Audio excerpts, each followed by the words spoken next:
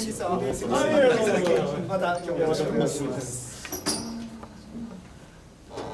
you. I was asked to moderate the question, and I don't have any intention to moderate, but maybe if I find some needs for some limit too long speech or time keep, and also some I hope I can do some questions, but anyway, I think many people who would like to talk here, so I'd like to have some interesting, fruitful discussion, inspiring discussion here. Can you start? Yeah, I'll start first. So I think as you mentioned earlier in the remark, I think the data flow or collection of data is most important in this field. So technology of AI itself is not really difficult, as you mentioned earlier, but if we don't have enough data or lots of data, we cannot utilize this technology. But in this country, we had the bad government regulations such as privacy laws, and also in the field of medical sector, where we can enjoy more benefits of this technology. The data is not allowed to be used to analyze. Fortunately, the new law called Medical Big Data Law was launched, is going to be launched now, but there are so many regulations, also barriers in order to use the data. So I think the data flow is very important. So the question is how we can promote to understand, to make people understand that the flow of information is important. Any comments? So in terms of data collections, for example, we have gathered more than 200,000 students' data. We just try to generate this data by ourselves. It means each of our students has a smartphone. So by just evaluating each other, we want to get accumulate this data. One issue it might be interesting is right now our data is on AWS, Amazon servers. In other words, US companies' database. But interestingly, when we worked with Abu Dhabi government, they never allow us to put the data on AWS, but in Jazad, which is Abu Dhabi government data servers part. So just in other words, why is there so many regulations in Japan? On the other hand, the data itself, Japanese government and further Japanese companies are not so sensitive to data holdings, because so many Japanese companies use just Google or further Amazon's without enough cares. So maybe it might be interesting to raise in this part related to your question. But recently, people came to realize the importance of data. So the many companies are now trying to conceal their own data rather than giving up to people for the public use. So that's a big problem. Yeah, but we need to think about blockchain. So if we are going to use blockchain further, so all this data on public. But of course, permission-based blockchain and other paths might be used. And also, on the other hand, as Sekiguchi-san pointed out, clear Facebook, Google, and it is, try to not to disclose this data to the outside. But also from our side, even if we are going to disclose this data to outside of the companies, we can't get any profits from this. And this is a pros and cons, because we create data, and that's at least we need some profits, by doing this. And this is a kind of profit and loss, also issues for private companies. But equally, this data is going to be collected by the government. In Abu Dhabi, it is okay, but in Japan, many people are more, nervous. Why just the Japanese government collect data, but rather which can we believe in the nation or in companies? It's a very interesting question. Some of the, I think some of the data from the nature of the data should be closed. Something like very personal, for example, loan data, and to make that new business based on more open use of the data, we need some mechanism to collect those data. Just giving up the privilege of the data is not realistic. So I think some of the entrepreneurship of making business, that's collect data and also analyze data very vertically, horizontally. That kind of initiative needs to be done. Right now, no company is doing that kind of business, because right now many companies are trying to utilize data and AI to enhance the existing business, just increment or improvement of the existing business. But the major impact, in my opinion, would be very different and big, aggregation of data and analysis Yeah, and sure. feedback. And it's very difficult, but somebody will find a way.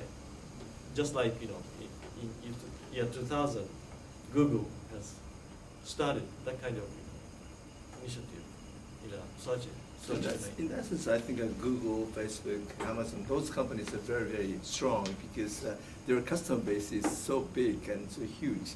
And then they ask their users to sign up their contract when they try to use.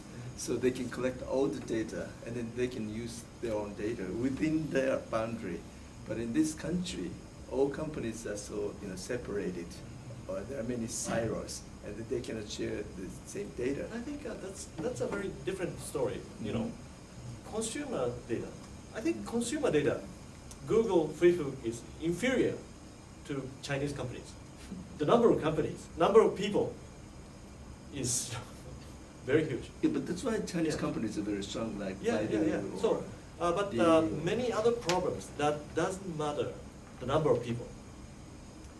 I think we should not compete with the problem that is strongly influenced by the number of users. I think also We cannot compete.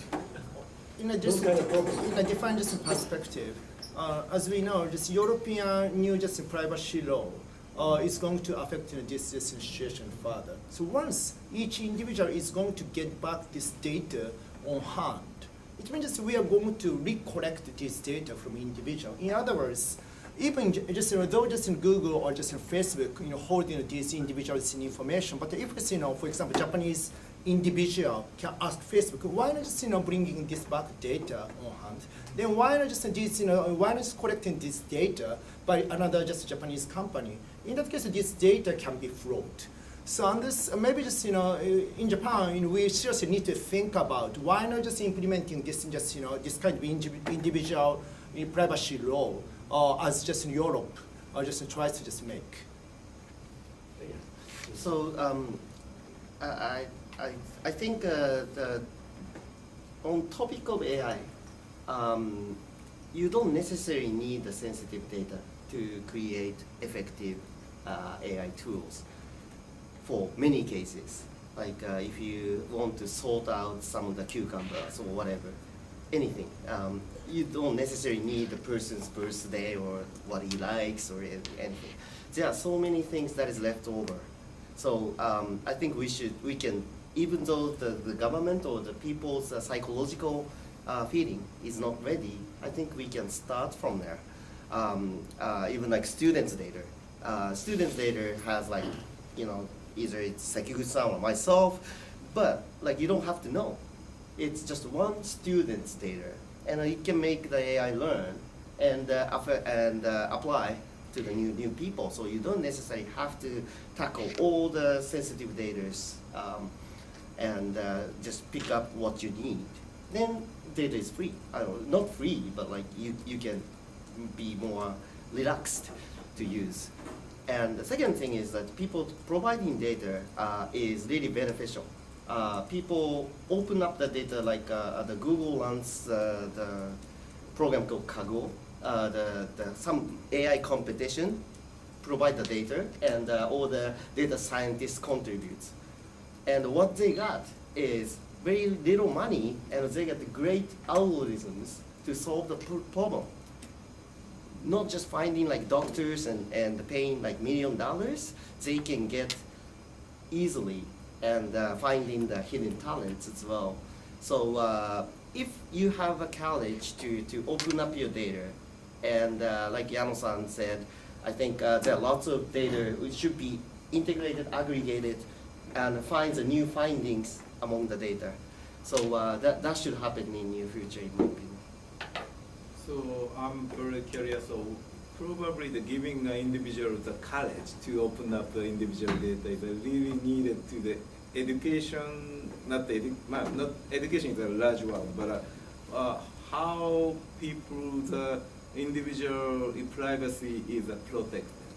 I think once the Facebook launched, people are really afraid of using. Once the Google is here and people realize how Google pushes the message in Gmail, people are afraid. But you can't lose that communication, so they get used to it, and they don't hurt you. Facebook doesn't kill you. And maybe more advertisement that fits yourself, and which is like weird or strange. How does he know I want to learn more English? Right? So that's strange, but that's helpful. That's why like people wins the benefits or the advantage versus the fear. So those type of things happens. And the second thing is, I think that the individual really follows what that everybody else is doing. So need a time. Need a time to accept this, need a time to be able to contribute the data.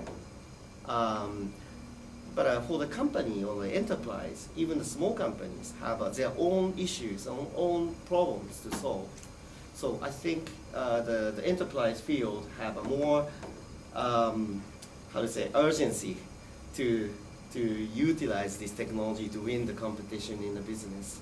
So individual, I think there are lots of psychological, like Japanese culture also really hurts us, but enterprise-wise, it's more business, so like you have to get the better results by not spending much. So I think the enterprise has a bit much easier barrier to enter in the data market, I think. So in that sense, we will have to create a consensus, national consensus among consumers or Japanese people that we need to utilize information or data. So 4 or 5 years ago, when Hitachi was trying to utilize Suica's information, there's a very strong negative, impact. And then finally, Hitachi gave up that plan. But the Japanese people easily, giving up their information to Google, Amazon, fearing about that. So Japanese consumers are very strict to the Japanese companies, but not to American companies. That's a very strange. Very strange. Very strange. And also media has a very different attitude towards Japanese company. For example, in a news article, NHK never use Hitachi, but they speak up about IBM, Watson, Google, very publicly. Very strange. They help foreign companies, not support. domestic company. Probably I try to explain that the different attitude is the people tend to worry about the within the boundary, right? But outside of the boundary, sometimes people don't have to afraid of something. But maybe situation is opposite. Right. Right. So I think education or some common understanding, consensus, and also I think more deep case is a cyber security issue. For example, U.S.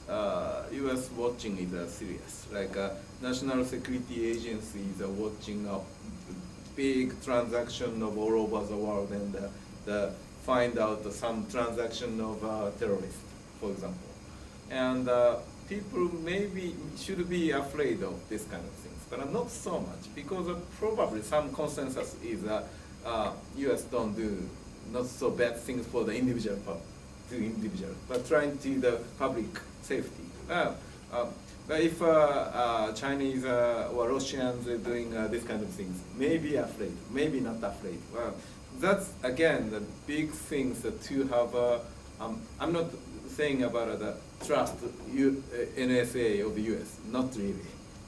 We don't have that. But at the same time, we are discussing about Japan need NSA type second control over over some potential the terrorist or potential cyber attacker because to protect our own. Yeah. So that's consensus. We need to some power to somehow control the information, but to control, protect the information somehow, we need to create such kind of an agency like NSA. Wow, that's big political consensus is required. Any other who have not speak? Yeah, thank you very much. I'm changing the subject a little bit. Speaking of public safety or security, I'm very much concerned about the possible spread of so-called AI driving. If all cars or most cars are AI driven, then I'm afraid that the whole traffic system would be very vulnerable to cyber attack from outside. For instance, North Korea does not need to drop a nuclear bomb onto Japan. They can disturb the whole traffic system. So, am I too pessimistic about that? Any comments, especially something who haven't? So, usually if the civil make us unsafe, there should be some way of regulating AI driving to the point that mutual concession don't occur. So I think it's not the essential problem of AI driving, but some technical control of dangerous situations. I think AI is very important to manage. That is the standards. And we are with AIWS. We have a third layer that is the standards for that. So I think Japan can contribute very much as a make standards in the AI, and also AI economy of Japan. As I talked with the general, that we as Japan can do very much in algorithm and neuroscience combined with AI, because many people think AI today is a big data, but I'm thinking about China, oh, very big data, and we cannot compete with China in big data and people market.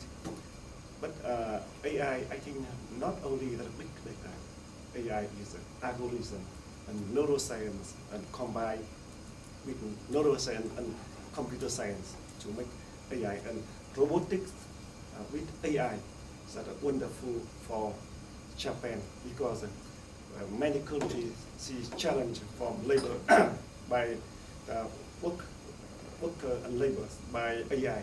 But I think this is a very advantage for Japan, because Japan lack labor force. So with robotics, with AI, that is very, very good for Japan in the future. And I think that is, Japan should do that. And also, why not? That is, Professor Hamada can make a new theory about AI economy for Japan. No. I think Yes. the relationship between technology and labor is changing drastically right now. And now, before, technology helped productivity of workers, but now they are even substituting it. And that, I don't say that's bad thing. But I have, today is a good eye-opener on this subject for me, but I have a question to Sekiguchi-san. Is, if the government is reluctant to open up data opening of data, how we can proceed? What are the obstacles for making its growth? Or I also had paper,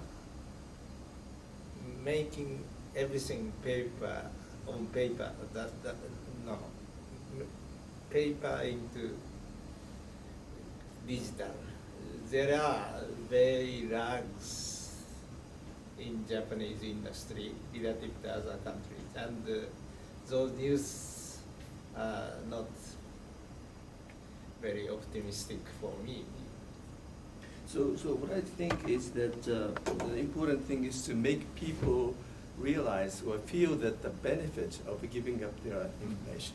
So like Google or Amazon, if you give your information, you can get good recommendations. So that's why people know that. That's why they give up their information. But in the case of Japanese government, they just try to collect the information, but they don't give you benefit. So that's a big problem. And also in the area of medical data, medical organizations are really reluctant to give up the information. So because of the ignorance of the bureaucrats? No, so they are making money by giving lots of pharmaceuticals or over treatments. favor. Yeah, by utilizing the big data or AI, you can reduce the budget of medical treatment. So they don't want to have that kind of situation. That's why they are trying to conceal their information. So we will have to make Japanese people understand that if you give up your information, you can get more benefit. But according to the media's analysis, so they are trying to make you feel very nervous about giving your information. So you are losing your privacy or something. But we have to educate the Japanese people. Giving your information is good if it's securely treated, and it's good for the public health.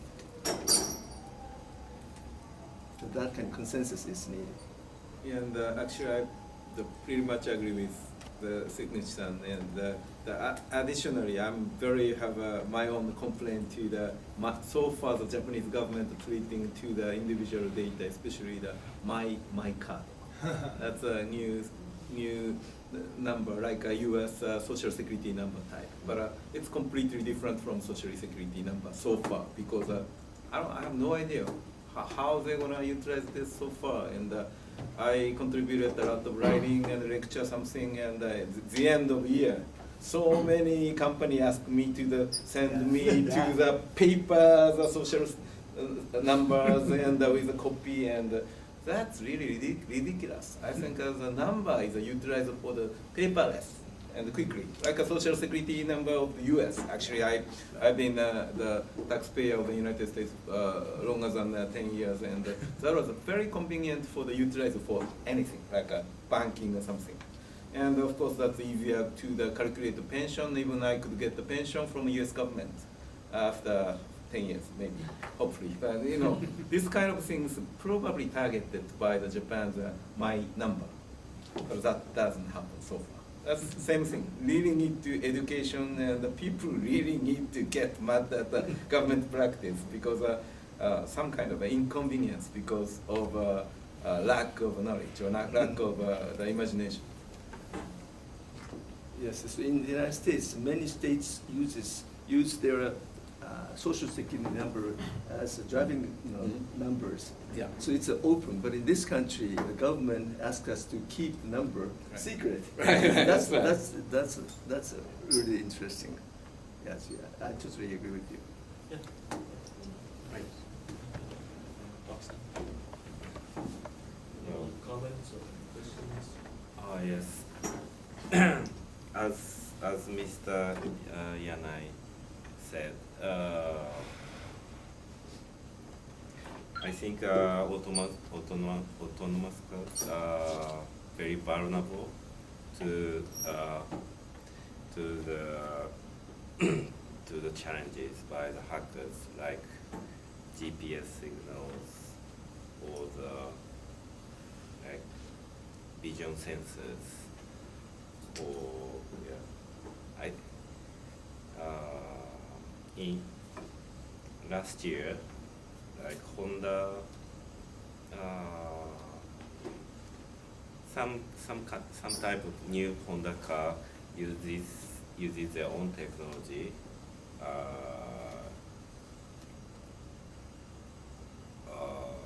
Uses vision recognition for autonomous driving, and they mistake Tenkaipin ramen sign for the stopping sign, like Chinese restaurant sign for the traffic sign. So that kind of things easily happens, and I think it's very vulnerable for attacks. What do you think about but making progress needs some trial and error.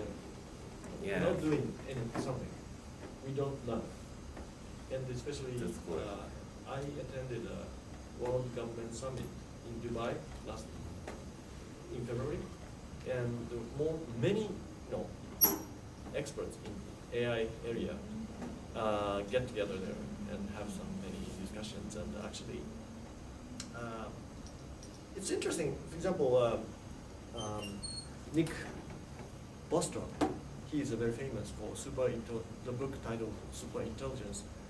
He's a professor at Oxford University, and he wrote about the threats of AI in the future and concerns on the control and needs of the control of the AI in a very thick book. So I expect, or I suppose that he will propose the restrictions and regulation of AI, but actually when he was asked the needs for such a regulation of the AI, right now nobody knows the potential of AI. His answer was, nobody knows the potential and how to utilize AI in the society. So there is no reason to regulate AI right now. I think it's very, reasonable. So, because nobody knows real AI and real potential. So how to regulate? That's his, logic. And so it's quite interesting. And also, Kevin Kelly, the first Wired, the magazine, the first editor of the Wired magazine, he said that this is first time, best time ever for starting new thing, because nobody knows. Everybody knows big thing will happen, but nobody knows how to make money by this. So this timing is better than 1975 when Bill Gates started Microsoft, or better 1995 when Bezos started Amazon. That's his argument. And it's, there are very positive arguments, but So in regards to autonomous driving, I think that we should promote this technology, because so there might be risk, but even right now, more than 70% of fatal car accidents are caused by human error, particularly by elderly people. Yeah. So if we replace to autonomous driving, so we'll have a better situation. So that's my observation. And also in relation to the replacement by robotics, I think that's good. If robots can work for you, you have more leisure time and you can enjoy. So a human being can do something else, more very creative things like arts and music or whatever. So I think robotics, AI should be promoted and do more work. That's Yeah. So I just I partially agree with this. In that, just clearly, just artificial intelligence, just AI, just or how do you say, car, automated cars, tons of just have futures. The one large difference between AI car and the existing car is artificial intelligence security just issues can be driven by just one person.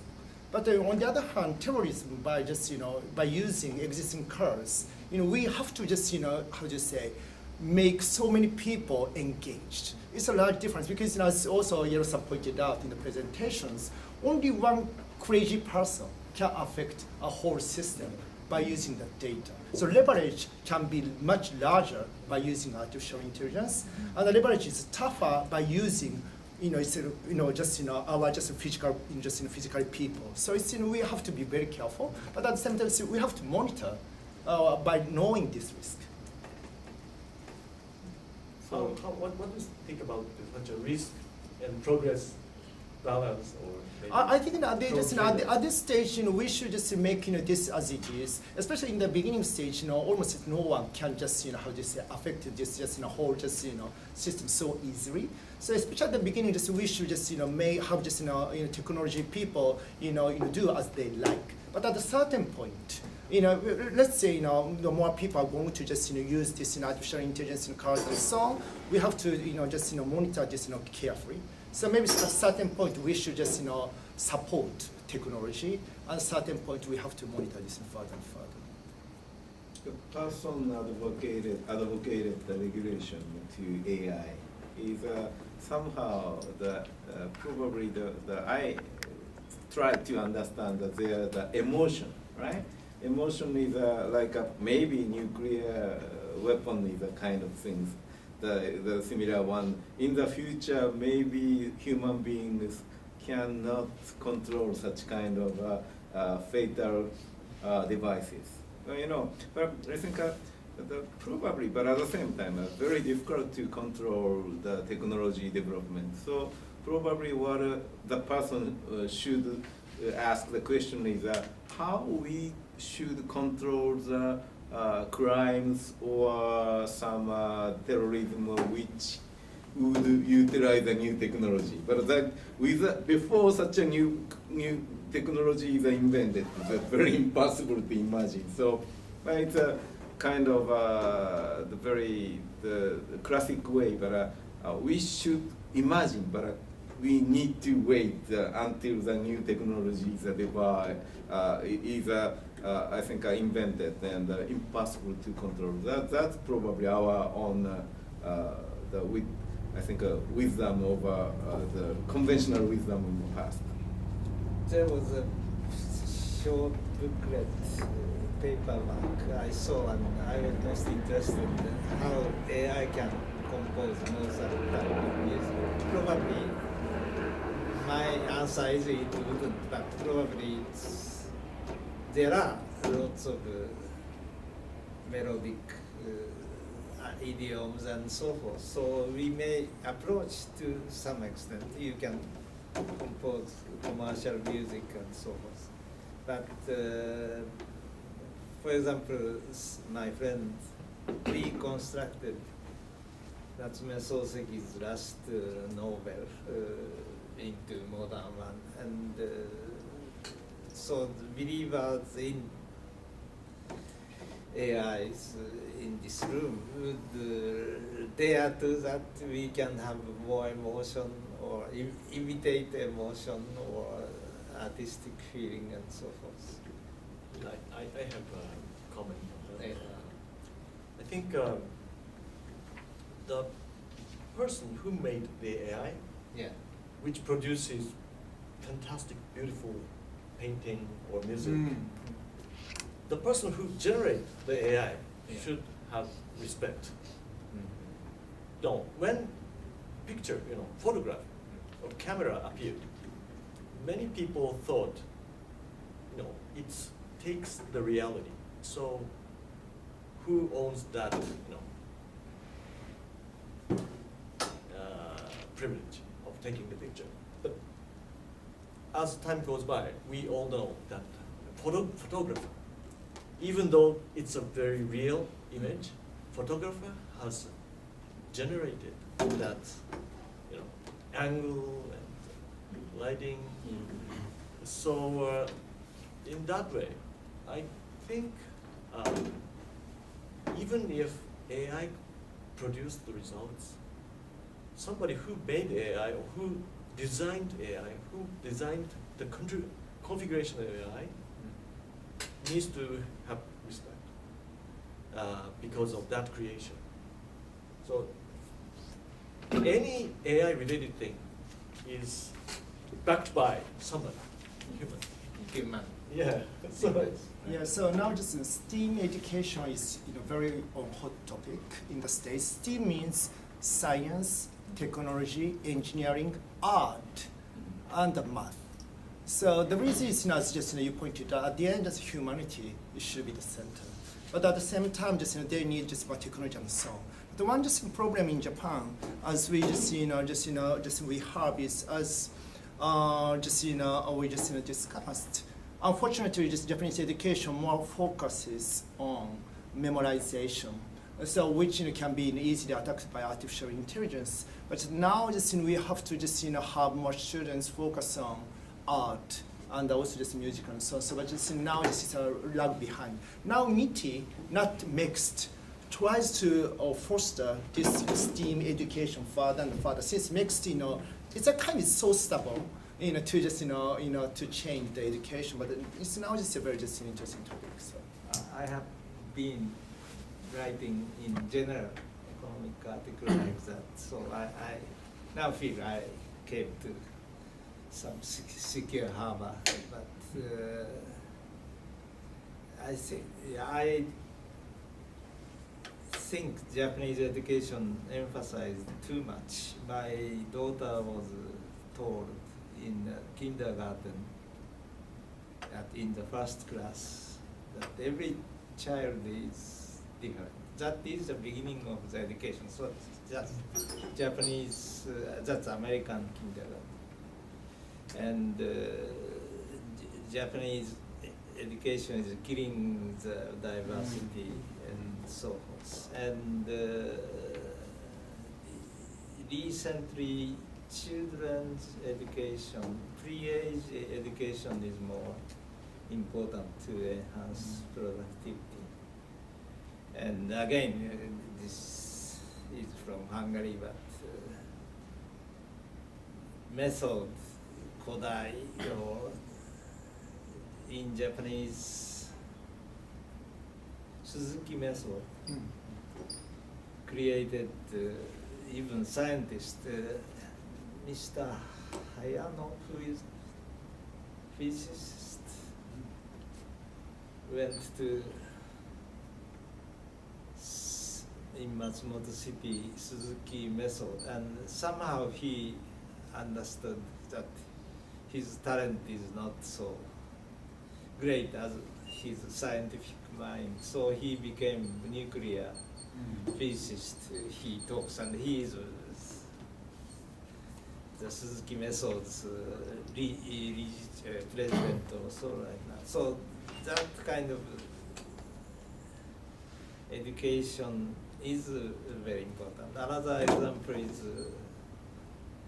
what president of Kinki University, Mr. Shiozaki Hitoshi, told me, I agreed with his education not to enhance the hensachi, which is useless in this world, except some adaptivity to do clever things. But so I said diversity or individual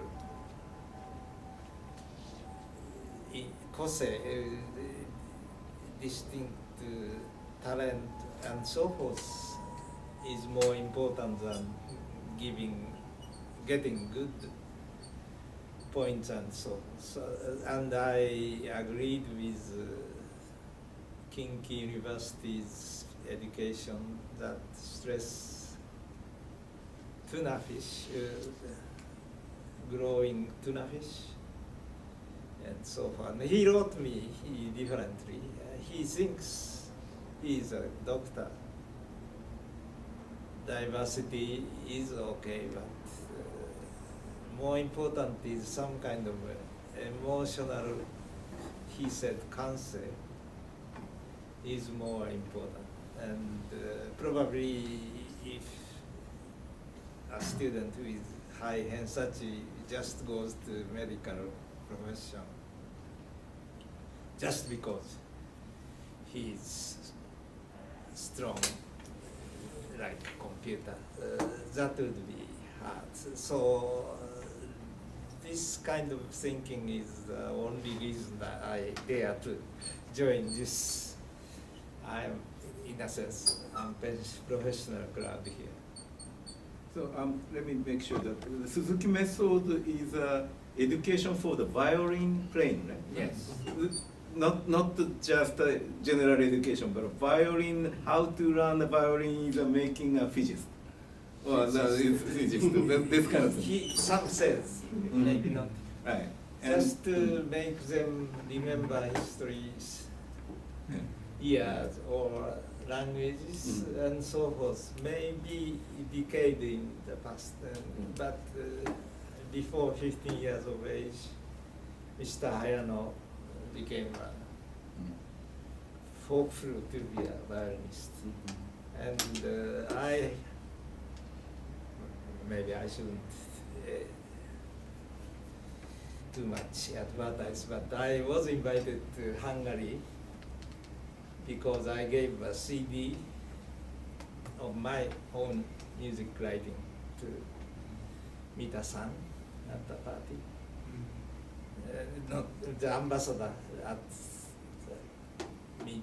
Mita-san's party, but the creator of the promoter or producer of that CD was once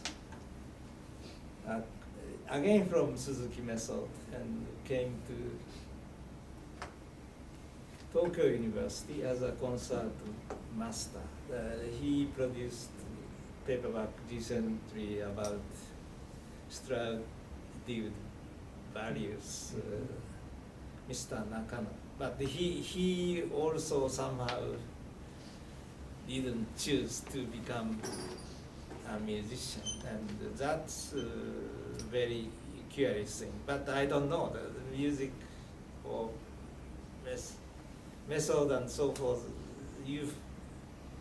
I think for creation we need to forget everything, and that's white washed mind is most important, I think, in many creative activities. So I think music counts, and if music counts, fine arts should count as well. So I think something May I come back to the question of regulation? It is true that we still don't know the potentials of AI. So maybe it is too early to talk about regulation. But there are already foreseen problems. For instance, I'm sure that AI driving will eliminate most of the accidents caused by elderly drivers like myself. But that is a positive part of AI driving. But on the other hand, if AI system goes wrong and causes accidents, who should be accused? We still don't know how to do it. And so that kind of thing has to be regulated before this system is largely generally introduced. If an accident is caused by an AI-driven car, should we accuse the automotive manufacturer or the company who offers the AI system? That kind of thing is already foreseen. So we have to do something about that.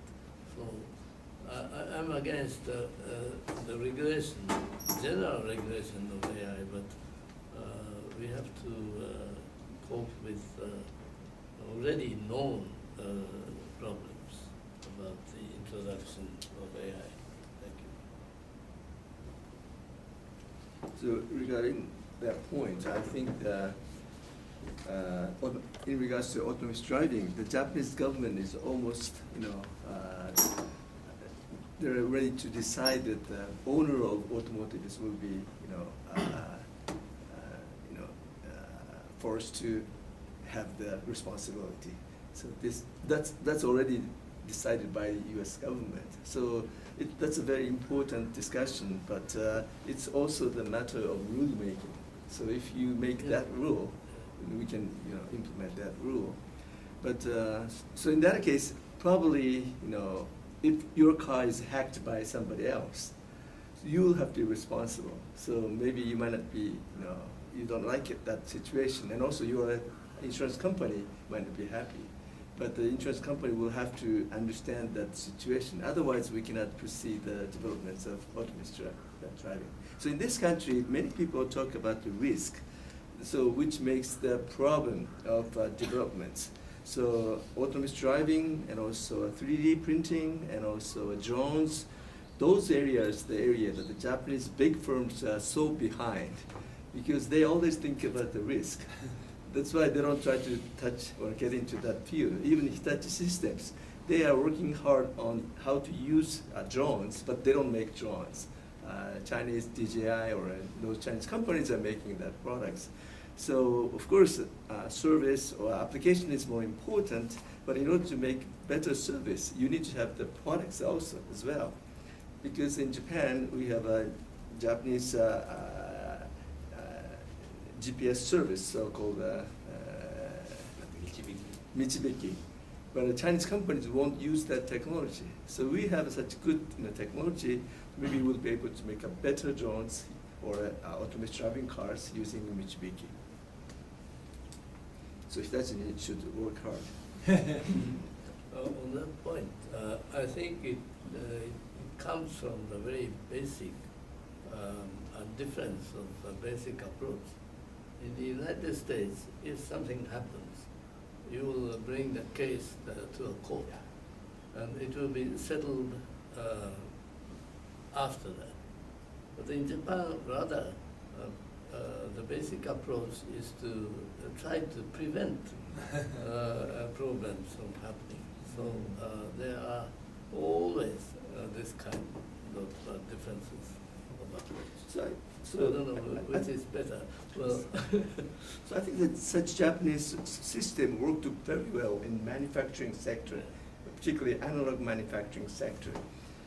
So you always try to be perfect.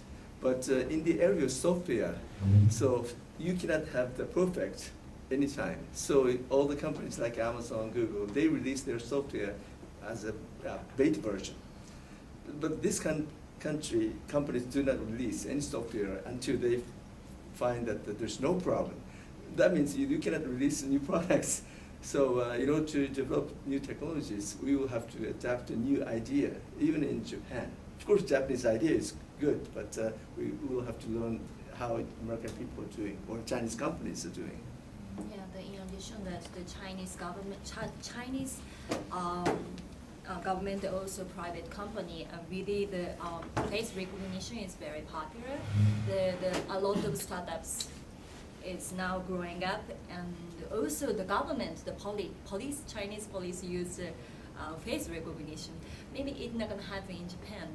The people doesn't feel comfortable to be used their own face.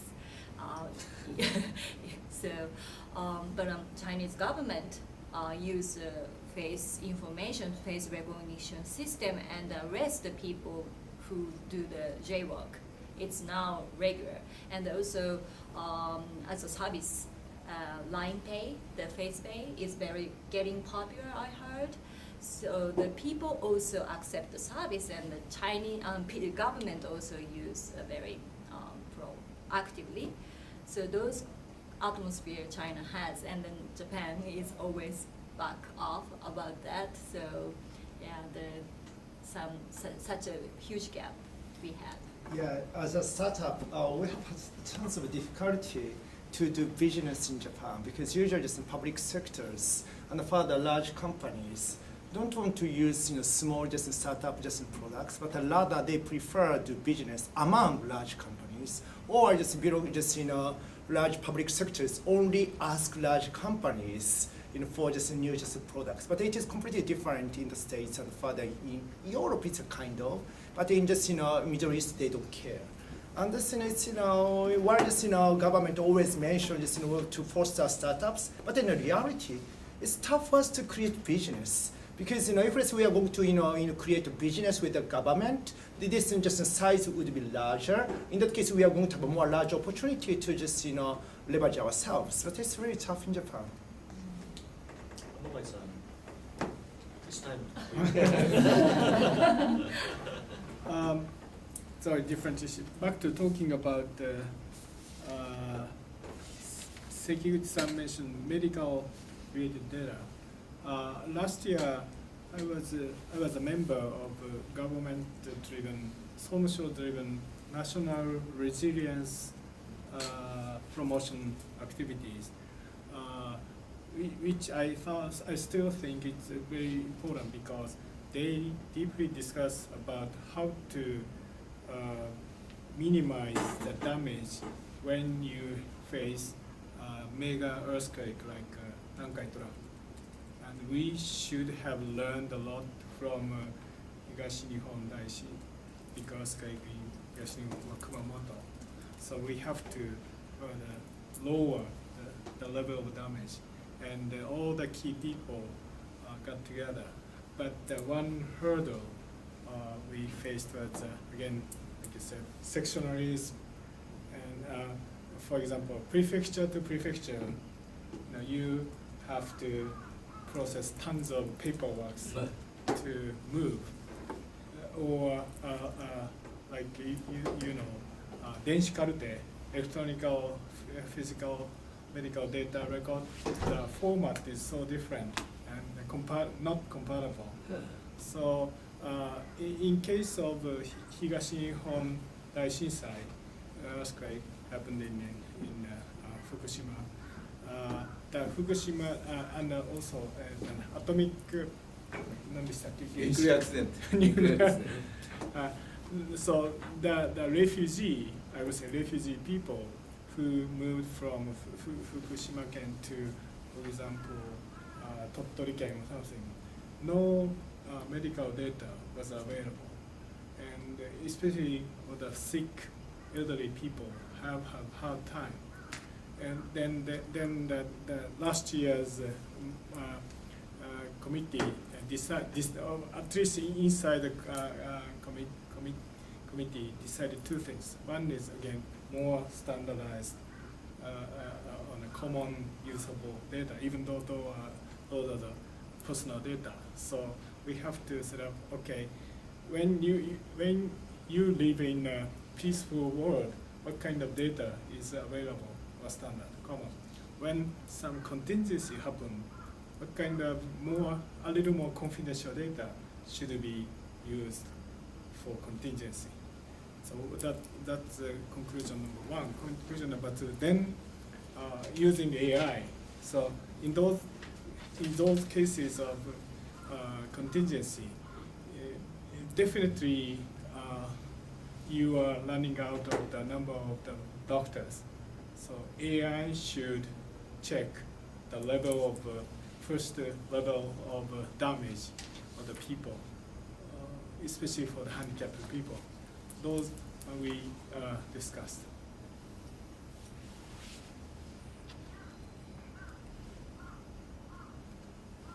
I'm just curious about your experience in Aigo. As Kira-san said that Japanese have some unique attitude towards such kind of pet robots or Tetsuaton or Doraemon or something like that. So such a cultural uniqueness might have very different, allows us to have very different strategy and utilization of these AI, big data, robots. Right, definitely. I didn't mention deeply last time, but of course, more and more Aibo lovers tend to be high touch lovers, high touch. So treat Aibo as a pet, and more and more, I would say, high tech, maybe. U.S. West Coast Silicon Valley people treated Aibo as high-tech things, and so sorry to say this, but I don't know if Aoki-san's that robot sells well in the U.S. or Silicon Valley, but definitely like あれなんていうんでしたっけパロ新しい See you. Yeah, Palo is doing well in Holland or those European areas. So, but definitely depends. So regional differences happens, and when we analyze customers'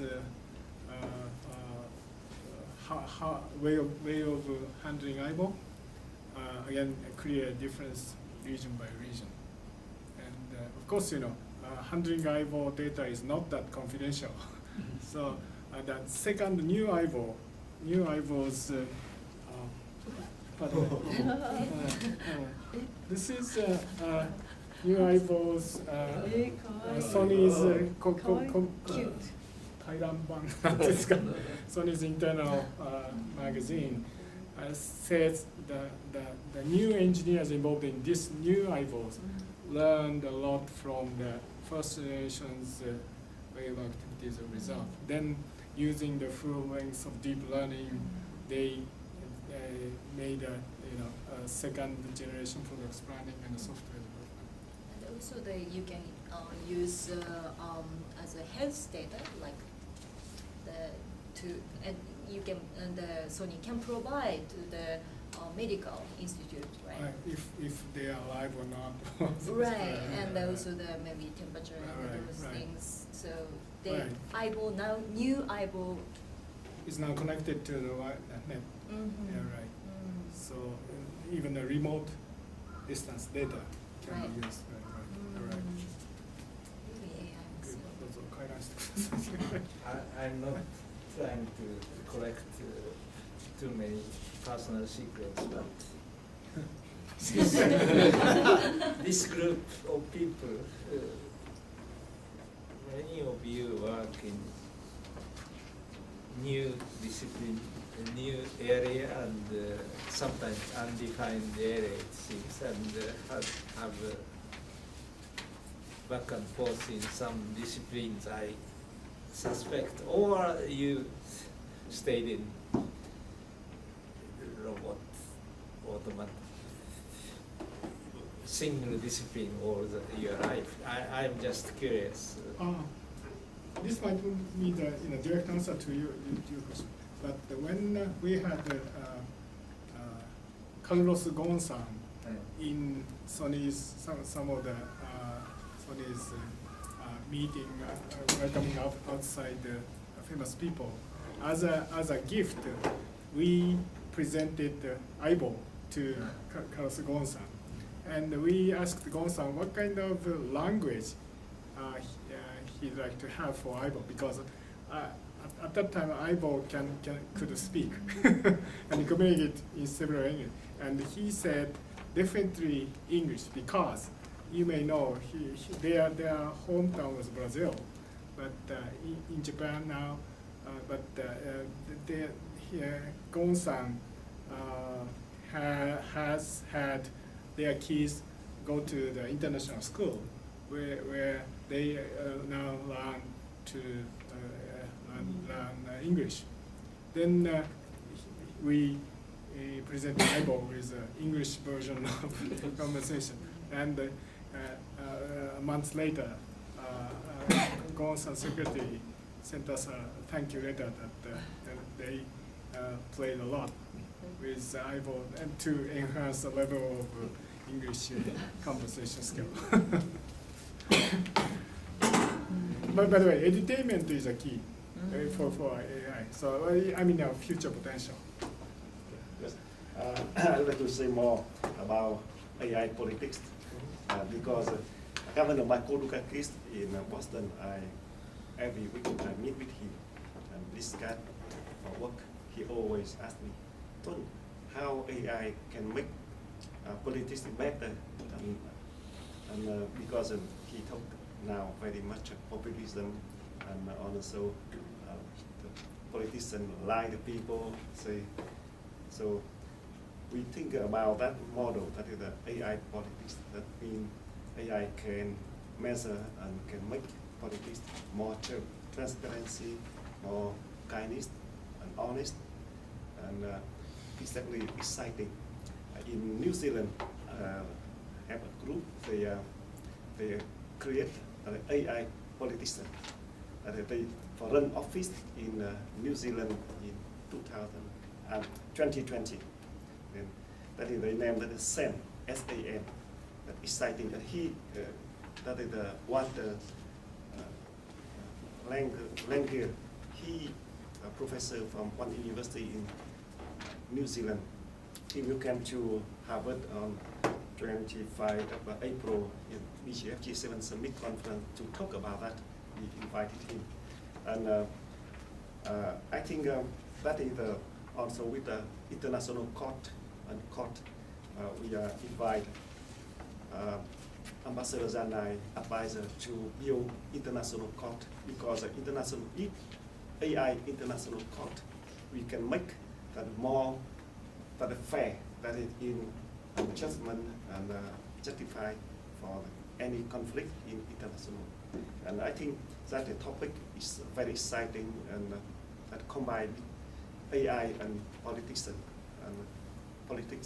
make politics better. And also Estonia, President Estonia, he is a great guy for IT and security, cybersecurity. Professor President Ives, he have just get award that AI, world leader in cybersecurity award in by BGF last December. He came to Boston to conference. He talked very impressive, and he also contribute very much about AI politics. And I think AI politics that been combined between AI technology and politicians. That people, the leaders and politicians, they like, and they are very honest. They want to make politics better and fair in the world. So that Ambassador Zanai, Governor Michael Dukakis very respect Ambassador Zanai, and he told I came here, I should talk and invite, and he will send official letter to Ambassador Zanai to contribute and advise for your international court with AI. Yeah, so I think why not Japan can play very important role in AI politics also. Yeah, not only business and politics. It's a very interesting topic. So, I mean, at first, if we would like to just create AI politics, we have to generate data at first. So let me just, just show one example in the States. So Bridgewater, the largest hedge fund in the world, started radical transparency policy within a company. So just one person's all comments are evaluated by others every time. For example, if I'm talking, you have to just rate my logicalness, my creativity, and everything. And based upon this information, they just pointed out, rather than democracy, why not just doing idea meritocracy? So it means, if I'm logical enough, I can have a more voting rights on logical related policies. But everything I'm not so creative. I can't vote on creative policy parts. So then just by doing this for last 10 or 20 years, at the end this company becomes the largest hedge funds.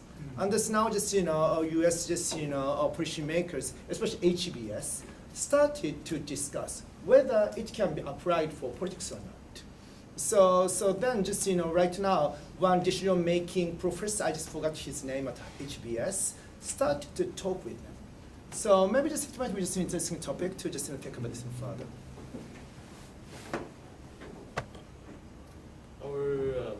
One of our team members have created something like policy generating AI. Have already produced news release. The current situation is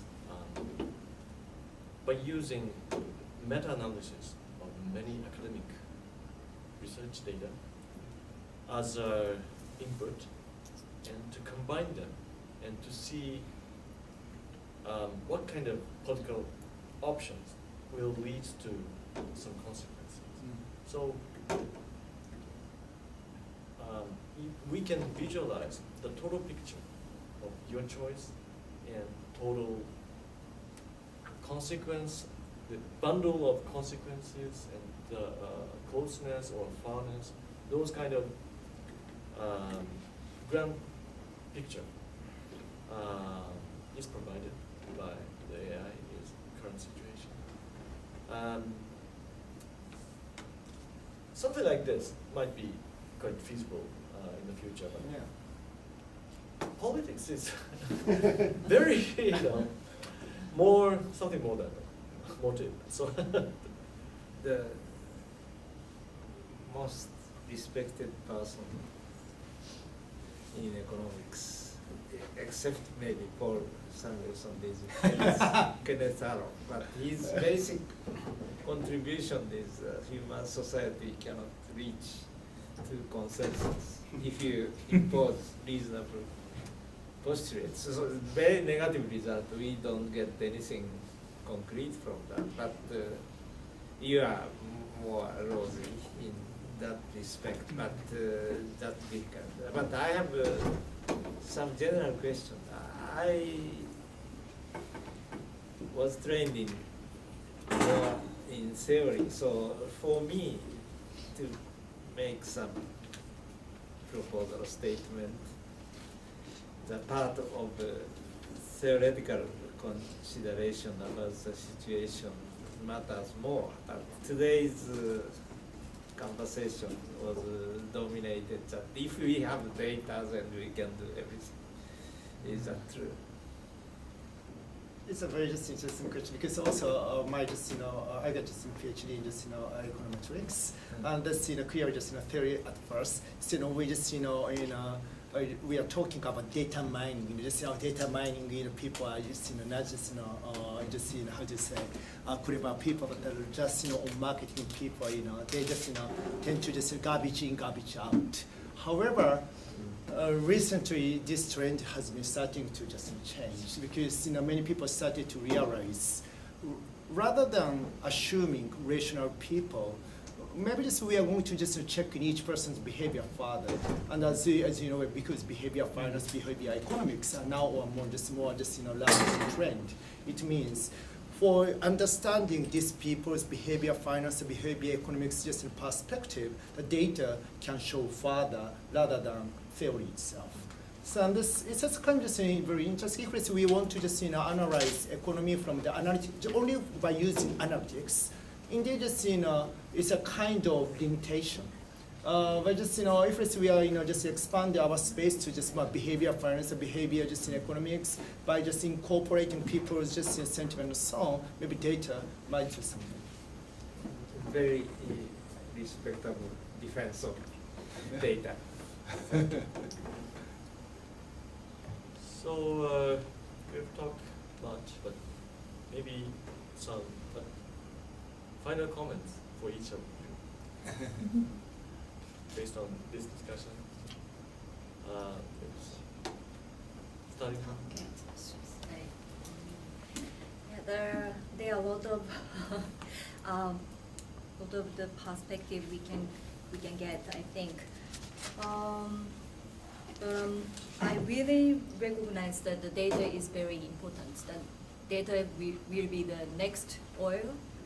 Yeah, I really recognize. So, and also as a Japan, we have to do more about AI compared to the other countries like the US and then China. As Fukuhara-san mentioned, that the startups who are get involved in AI should be more focused on. So as a media, we have to cover it more, and also we have to pay attention to the government structure, the regulation so far, I think. Thank you very much. I want to, I would like to add more about AI in politics as she talked earlier. On 25, 26 in San Francisco, that is Club de Madrid, the organization of former president, former prime minister, and they organized conference to build next generation democracy. So I came and I talked about AI in the US. So they now we combine and we are partner to build that next generation democracy. That is next politics, new politics with AI. So many ideas and we discussed today that also they discussed about AI politics in San Francisco last month in February. So I think we will share our ideas and our discussion, and we will invite all us here join and to build a next generation democracy with Club de Madrid and my colleague Fish Institute. Yeah. Let's update on newest updates from that. Thank you for sharing. I will say actually the work I've been doing for the happiness. Yes. Is actually in a global sense. I'd like to utilize. Yes. You know, Jeremy Bentham, British philosopher in 19th century.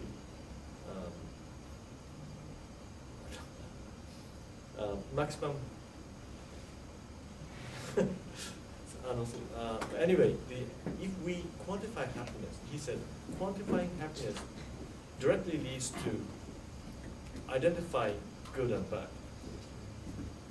So, in the age of Bentham, it was quite impossible to quantify happiness. But if we really quantify happiness, we can judge anything from whether that policy or that action will increase or decrease happiness or not. That makes things, you know, very simple. That's it. Anyway.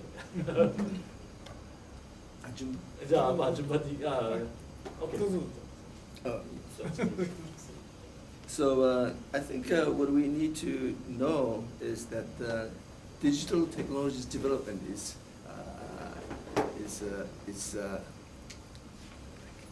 exponential.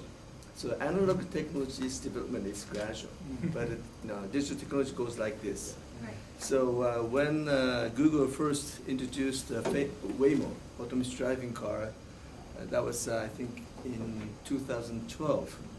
I think all the people thought that that would happen maybe 20 years later. But in fact, 5 years after that, Audi released a level 3 autonomous driving car last year. So that happened only within 5 years. So the technology went up like this.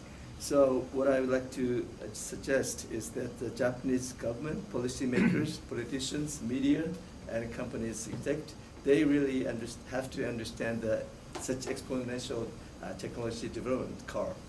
And then you should not put regulation at the early stage with prejudice. So maybe in 2012, Google's Waymo was not so capable. But now autonomous driving technology is so advanced, so you should not put the regulation at early stage. So in Japan, when drone came out, unfortunately in this country, first drone appeared on the roof of Prime Minister's residence house with nuclear stuff, right? So all of a sudden the law was introduced, and then now Japanese drone cannot fly at night, but drones will have lots of sensor technologies in the future. So if drones can fly at night, So while people sleeping, I think drones should work. But if the current law is that, but that current law requires you to use drones only at daytime. So I think that's ridiculous. So we should get rid of such early stage regulation. That's what I'd like to say at the end. So any, not, I don't know, who is trying to give final comments? Yeah. Two things. One Yeah. is Mr. Yanai's comment about AI's who is covering the damage of the accident. Sony's automobile insurance. Sony Sompo's president is a good friend of mine, and he said this is a headache. So, and the simulation-wise and the financial cash flow-wise, they are struggling. Second thing is, I have not mentioned anything about my current job, current business, but I'm now deeply involved in, I would say, most advanced biometric solution using the finger vein authentication, similar to Hitachi's technology and Sony's original. And typical target market is medical and financial. And in case of medical, in Turkey, interesting, Turkey has a director, Erdogan. He, in a word, he decided to make a law to install vein authentication technology to all the hospitals and all the pharmacies in order to get rid of the financial fraud with prescription handling or copying his insurance card or something. So in that sense, Turkey is most advanced because it's a national law. And just bring nothing, go to the hospital, put your finger, and you are identified, and you are again electronic health record to be transmitted to the doctor who is to see you. So no mistake in identifying the patient and no mistake in identifying the doctor to see. And then after that, Turkey is now trying to use AI to review his or her historical record to get to the point with a largely shortened time. So that's indirectly related to my current job. Second thing is digital money. Always also largely affecting me. 3 years, one of our biggest revenue source is from China and working with Oki's ATM. So Oki's ATM is our finger vein things. So again, cardless, pin cardless, go to the ATM, then you withdraw or transfer any cash. But like well, China, no real money handling, more and more Alipay or WeChat. Then digital money, so like we discussed, all the current conventional rules are gone, so disruption. Then how do you guarantee you are you? That's a kind of raising problem issue. Okay, thank you. Yes, I think the technology developed, and that's many ways the government can control individual. So it's still very important to keep reminding healthy skepticism to the new technology. Even not itself, but may have a tool of some negative thing to society, like denying individual dignity or individual freedom. I think that's why I think I really expect the U.S. and the democratic leaders really the leader over technology. If not, situation is very getting dark.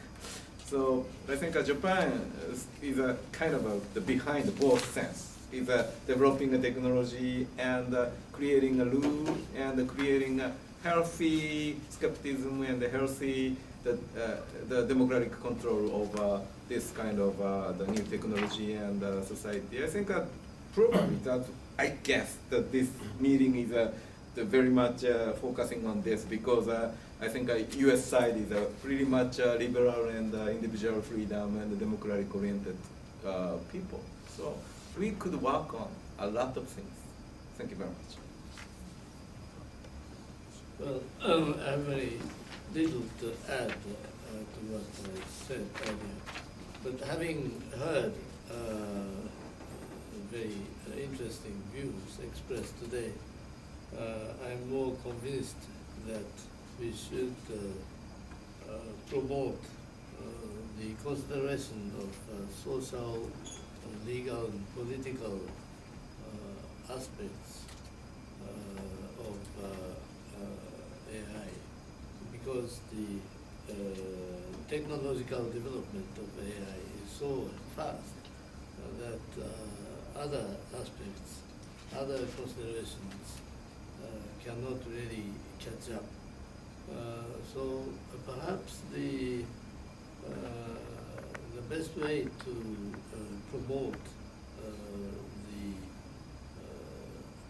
advantage of AI and minimize its dangers would be to a mixture of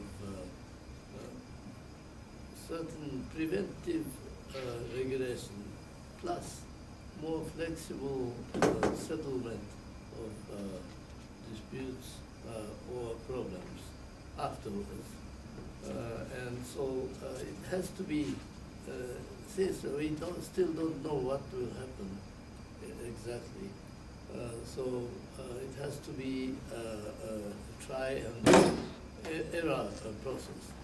But anyway, we have to promote and advance more rapidly the consideration of various aspects other than technological aspects. Thank you. Because time is limited, please make it short.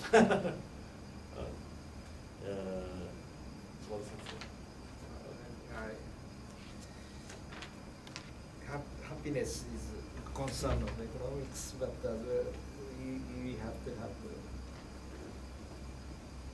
multi-facet approach. I just finished, but I was once at London University and saw Jeremy Benson in his mirror. Yeah. Thank you. So, Yeah, so I will try to make it quick. As much as I work around AI, I think the human being is much better. People can drive, and at the same time they can play Go, and they can work, and they can have fun. So and happy. So I think many of the experts said singularity won't come in eternity is false.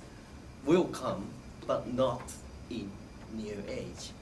I think we should start discussing both experts in the politics, experts in the technology, experts in the governmental economics. Everybody needs to think about like what's gonna happen, and try to do the best guesses, and try to do the best we can. And if the technology overcome, I think we should revise it.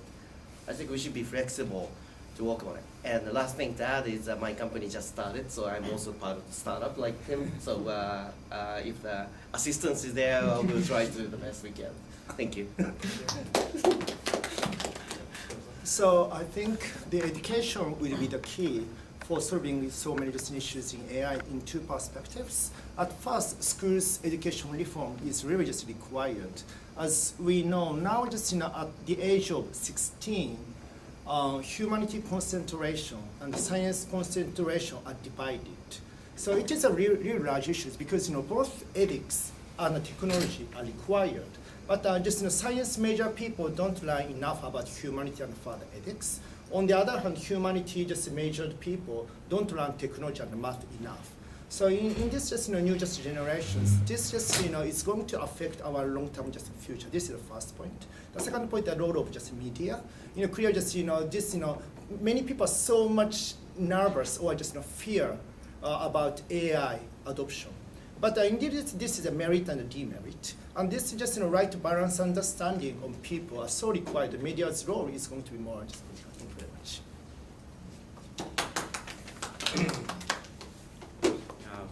In today's discussion, I realized that we should be more aware of our private activity data, especially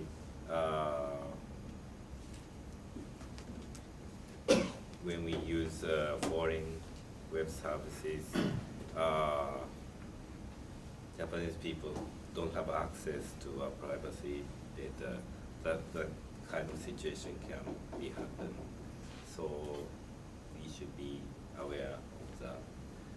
And our robot, pillow robot with a tail, it's very welcomed by the foreign people, like the people, like the people in the U.S. And the reaction is kind of different. Like, in Japan, it's every people thinks it's cute or funny, but in the U.S., some people like 20 or 30% of people said it's so creepy and weird and can't even try to touch. But the rest of the people welcome and feels it very adorable. So yeah, I think in future I believe the companion robot will help people's life, and maybe in the next version we can sense happiness of the users by Yano senseis, or maybe the loneliness of my parents, or or the angry, how angry my wife is.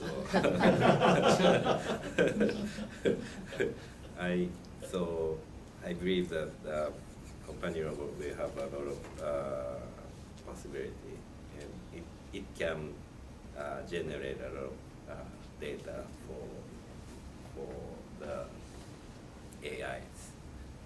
Thank you very much. Thank you. So, it's time to finish this session.